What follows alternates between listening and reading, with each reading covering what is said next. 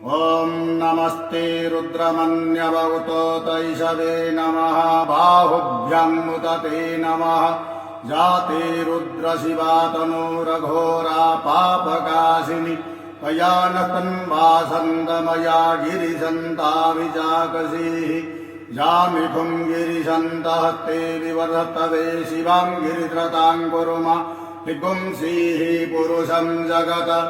शिवेन वचसा त्वा गिरिजाच्छावदामसि यथा नः सर्वविजगतजस्मकुं सुमना असत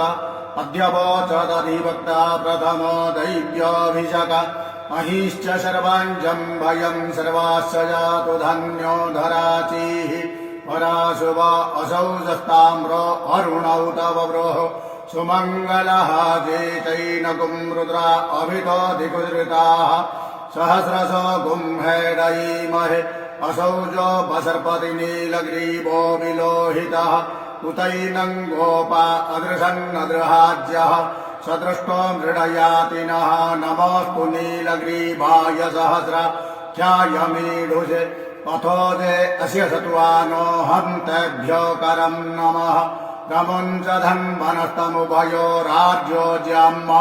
जाश्च ते हस्तैकवः पराता भगवो बप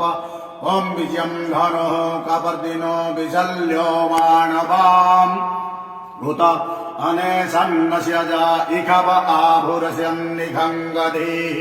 जाते हे त्रिम्मे रुष्टमहस्ते बभूवते धनुः तयास्मां विश्वतस्मया परिभुज परिते धन्वनो हेतिरस्मां ऋणक् विश्वतः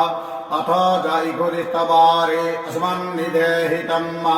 अवतत्यधनुष्टगुं सहस्राख्यसते सुदे निषिर्जशल्यानां मुखा शिवो नः सुमना भव नमस्त आयुधायानां तताय कृष्णवे उभाभ्यामुतते नमो बाहुभ्यां तव धन्वने मानो महं तमुत मानो अर्भकं मानोक्यन्